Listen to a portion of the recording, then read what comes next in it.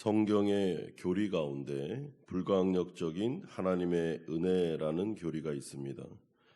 이것은 인간의 전적인 타락을 기초로 하고 있는 교리로서 오직 전적인 하나님의 은혜가 아니면 인간은 절대로 구원받을 수 없다는 사상입니다. 그러므로 모든 인간은 오직 믿음으로 은혜로 구원을 받게 됩니다. 자신의 힘과 능력으로 공로를 쌓음으로 구원을 받을 사람은 아무도 없습니다. 우리 안에 있는 죄는 절대로 인간의 힘으로는 극복할 수가 없습니다. 전적인 믿음으로 나는 나의 죄인된 부분에 대하여 전혀 손을 쓸 수 없는 철저한 무능력 그리고 무지의 상태에 있다는 전적 타락을 인정하고 오직 예수 그리스도의 십자가의 은혜만을 믿음으로 받아들일 때 구원을 받게 됩니다. 그러므로 예수님께서는 자신이 지신 십자가에 그리고 거기에서 획득하신 의를 그 믿음의 고백을 통하여 우리에게 전가시켜 주시고 우리를 의롭다고 칭해 주시는 것, 이것이 바로 우리 안에 있는 은혜의 구원의 역사입니다. 그러면 우리는 오직 은혜로 하나님의 백성이 되며 하나님의 자녀가 되고 그럴 때 주님께서는 우리 가운데 놀라운 축복을 약속하십니다. 에베소서 1장 3절에서 말씀하는 복이 이렇습니다. 찬송하리로다. 하나님 곧 우리 주 예수 그리스도의 아버지께서 그리스도 안에서 하늘에 속한 모든 신령한 복을 우리에게 주시되. 따라서 하나님의 백성들은 그 구원 안에 이미 하나님의 놀라운 축복을 다 받은 자들입니다. 그리고 이것을 누릴 수가 있습니다. 만약 우리가 구원받은 언약 백성이 맞다면 우리는 하늘의 축복을 가지고 이 세상을 살아갈 수가 있습니다. 모세는 오늘 본문을 통해 지금까지 언급했던 저주의 내용들을 다시 한번 요약하고 있습니다. 59절에서 61절 그리고 65절에서는 애굽의 질병들을 포함한 신체적인 정신적인 질환들이 이들을 괴롭힐 것이며 63절에서 67절까지는 이방인들의 손에 괴롭힘을 당할 거다라고 말씀하고 있습니다. 심지어는 애굽에서의 종살이를 방불케 하는 노예 생활이 이들의 삶에 임할 것임을 경고하십니다. 그런데 이러한 재앙에 대한 경고는 불순종이 단순히 이스라엘의 평안과 안녕을 위협하는 정도가 아니라 이들의 생존 자체를 백제화할 수 있는 위험을 안고 있다라고 역설하고 있습니다. 하지만 우리는 이러한 신명기 28장의 저주를 해석할 때 모세가 순종에 대한 축복과 불순종에 대한 저주를 논하는 것이 근본적인 목적이 아님을 기억하셔야 됩니다. 늘 신약의 관점에서 구약을 바라보셔야 됩니다. 즉 하나님의 가장 큰 축복은 이들이 주의 백성으로 선택된 것으로 인하여 이미 이들에게 임하였으며 그러므로 여기서 요구되는 순종은 축복을 받는 비법이 아니라 이미 임한 하나님의 은혜를 입은 자들이 취해야 되는 정당한 반응이다라고 보셔야 됩니다.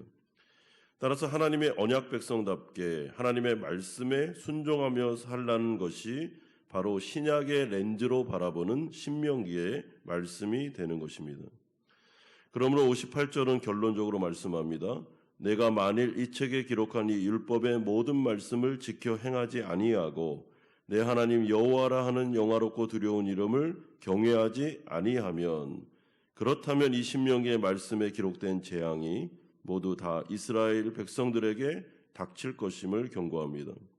따라서 이 말씀의 초점은 무엇인가 하면 절대로 이렇게 살지 말라는 당부의 무게중심이 있습니다. 왜냐하면 하나님이 이스라엘 백성들을 구원하신 목적 자체가 하나님의 거룩한 백성, 하나님의 오래된 꿈을 이루기 위한 것이었기 때문입니다. 그것은 다름 아니라 하나님과 자신이 창조한 인간들 간의 바른 관계, 영생의 축복입니다. 따라서 하나님은 이것을 너무나도 고대하고 계셨기 때문에 이스라엘을 출애굽시켰고 지금 여기까지 데려오셨습니다. 그리고 오직 하나님만을 경외하며 그 위치에 서 있으라고 명령하셨으며 하나님의 말씀을 듣고 배우고 지키고 행하는 자리에 있을 때 하나님의 축복을 누릴 수 있다라고 말씀하셨습니다. 그 자리에서 이탈하는 것이 죄고 그것 자체가 바로 하나님의 축복에서 벗어나는 재앙의 시작이다라고 말씀하셨습니다. 하나님께서 신명기를 통하여 하나님 사랑, 이웃 사랑의 자리를 말씀하시는 이유는 그 자리가 바로 하나님과 바른 관계를 유지할 수 있는 축복의 자리이기 때문입니다. 그러므로 하나님 나라 백성들이 이런 것을 어길 때 하나님의 사랑의 매, 징계가 나타나게 됩니다. 신명기의 말씀 가운데 구약, 신약의 구원받은 성도들은 우리가 하나님의 말씀을 어기면 다시 저주의 자리로 떨어진다라고 생각하시면 안 되고 징계로서의 어려움이 오게 될 거다라고 보시면 되는 것입니다. 하지만 하나님을 믿지 않는 자들은 어떻게 되는 것입니까? 이들은 하나님과 바른 관계에 있지 않습니다. 아예 하나님은 없다라고 생각하고 있습니다. 그렇기 때문에 이 신명기에 나오는 이 모든 저주는 하나님을 믿지 않는 자들에게는 해당되는 말씀이 됩니다.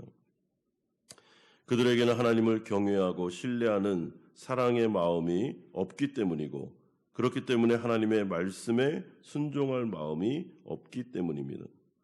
그러므로 그 자체가 하나님의 진노의 자림을 오늘은 또한 우리 가운데 말씀해 주고 있습니다. 이들에게도 하나님의 일반 은총은 있습니다.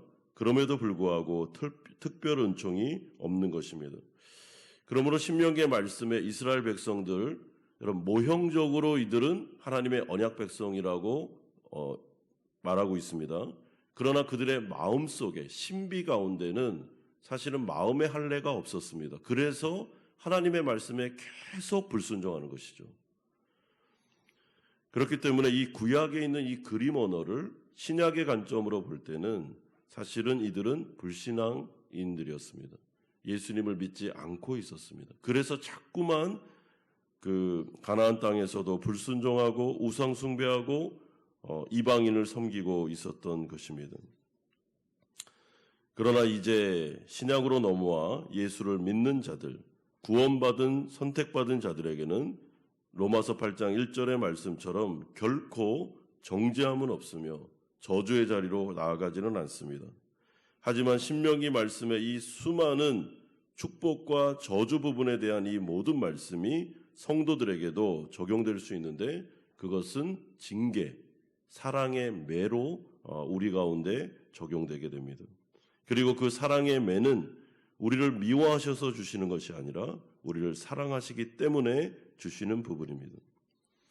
여러분, 하지만 이 신명기의 말씀은 성도들에게는 사실은 방점이 축복에 가 있습니다. 만약에 하나님의 말씀에 순종하면 그때부터는 이 가나안 땅이 젖과 꿀이 흐르는 땅이 됩니다. 엄청난 옥토가 됩니다. 그리고 축복의 땅이 되는 것입니다. 하나님의 말씀에 순종하라라고 하는 것은 무거운 짐을 지우리는 것이 아니고 그 가운데 하나님이 엄청난 복을 약속하고 있기 때문입니다. 하나님은 적절한 때에 늦은 비와 이른 비를 주시겠다 약속합니다. 그래서 파종도 하고 농사도 하고 목축업도 할 수 있도록 해주시겠다고 약속하십니다. 이스라엘 백성들에게는 완전히 달라진 은혜의 땅이 될 것임을 말씀해주고 있습니다. 그러므로 하나님께서 나를 사랑하고 나의 말씀을 지켜라 라는 것은 하나님께서 은혜를, 축복을 약속하시고 계시기 때문이므로 우리가 이 말씀에 순종한다는 것, 하나님과 바른 관계를 맺는다는 것은 이 세상 가운데 또한 영원한 세상 가운데 가장 좋은 것을 누리는 것임을 여러분 기억하십시오. 그러므로 율법주의에 빠져서 내가 신앙생활하는 것이 무거운 짐이고 하나님의 말씀을 지키지 않으면 저주를 받고 그렇기 때문에 두려워서 신앙생활하고 여러분 이것은 신약의 관점으로 우리 믿는 자들에게는 적용되지 않습니다. 우리는 율법주의적으로 신앙생활하지 않습니다. 우리는 이미 은혜 안에 들어와 있습니다. 그리고 주님께서 말씀하시기를 그 안에서 하나님의 말씀을 그렇게 사랑하고 하나님을 사랑하고 하나님이 너무나도 좋아서 신앙생활 할 때 하나님께서 뭐라고 하십니까? 내가 어떻게 축복하는지, 내가 얼마나 복을 내려주는지를 너희들이 기대하라라고 말씀해주고 있습니다. 그러므로 예수님께서 말씀하신 대로 내가 주는 멍에는 결코 무겁지 않다고 말씀하신 것처럼 여러분 우리의 마음속에 사랑의 동력을 가지고 하나님의 말씀을 순종하고 신앙생활할 때도 정말 주님을 사랑하는 마음으로 이 새벽 예배 가운데서도 주님을 사랑해서 주님을 만나고 싶고 하나님과 대화하고 싶고 하나님과 기도하고 싶은 마음으로 나올 때 주님께서 우리를 기뻐하시며 내가 마음껏 축복하겠다. 내가 이 살아가는 삶 속에 정말 옥토가 되고 그리고 늦은 비와 이른 비를 주므로 때에 따라 돕는 은혜를 내려주므로 살아갈 수 있도록 넉넉히 살아갈 수 있도록 해주겠다라고 약속해주고 있습니다. 사랑하는 성도 여러분, 하나님께서 우리를 향한 신명기를 통한 우리를 향한 마음은 사실은 저주가 아니라 어디입니까? 축복입니다. 하나님은 우리를 축복하기를 원하십니다. 이 말씀을 잘 기억하시고 오늘 이 새벽에도 우리에게 주신 특권, 기도라는 특권을 가지고 사랑하는 하나님과 깊은 교제를 나누시고 그분에게 여러분들에게 있는 마음을 다 털어놓으시고 그리고 하고 싶은 기도를 마음껏 드리시며 때로는 잘못했을 때는 회개하고 돌이킴으로 말미암아 하나님 앞에 은혜를 누리시고 기도하면서 성령 충만을 누리시고 응답받으시는 성도님들 되시기를 주 예수 그리스도의 이름으로 축원드립니다.